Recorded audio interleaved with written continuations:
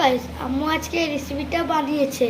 আমি খেয়ে দেখবো, তোমাদেরকে রিভিউ দেব। তো খেয়ে দেখি।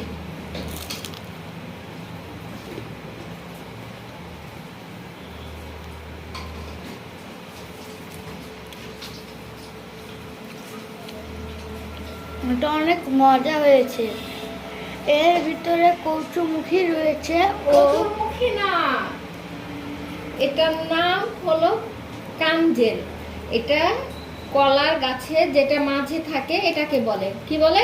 কলা মাঝে যেটা থাকে, কলা গাছের হ্যাঁ, মাঝে যেটা থাকে কাঞ্জেল। কাঞ্জেল। হ্যাঁ, এটা বলবে অডিয়েন্সকে বলো। এটা কাঞ্জেল, এটা আয়রন যুক্ত, এটা শরীরের জন্য অনেক উপকারী। তোমরা যদি এগুলা বাসায় ট্রাই করে দেখতে পারো।